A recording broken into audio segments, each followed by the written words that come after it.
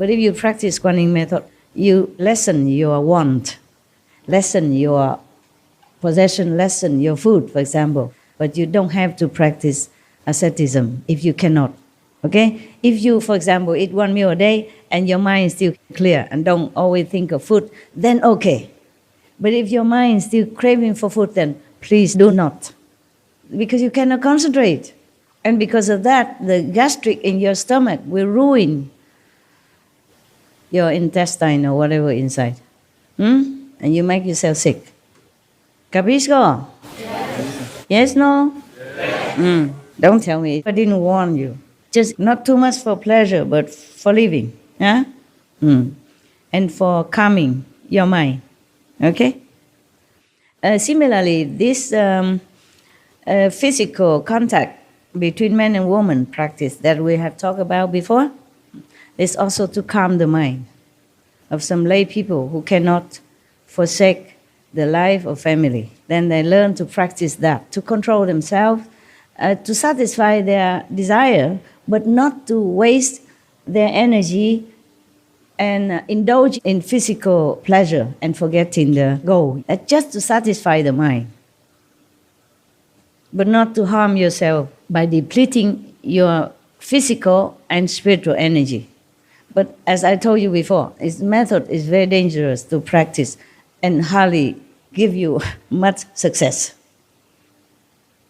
You must really have very strong will to follow that practice. Very difficult, okay? Just do Kuan Yin. So relax, okay? Simple. And you still can keep everything else that you need. You need, not you want, okay? Anything you need, not what you think you need. That's the difference. Do not cheat yourself, because you are the only one that can harm yourself or help yourself.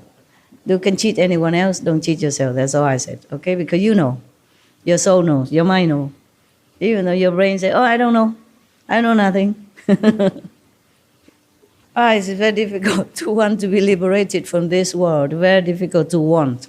And then difficult to continue wanting, difficult to practice, to have it. So I'm glad you're still here and continue. Always check yourself, okay? Don't let your ego bother you, cheat you, take away your merit, take away your spiritual points and levels even. One of the Zen master in Japan, or anywhere, I forgot. I read all these things before I met you. It's years already, decades already. He says that the difference between heaven and hell is just like a hair or a blade. You know, the sharp blade that the men use to shave their beauty here, yeah? Make themselves beautiful. That's the difference. So whenever we have some wrong concept, anywhere, anytime, that is when we fall down from a higher level to lower levels. Always be vigilant, okay? Cut out immediately whatever you think is not correct. Thank you. Okay.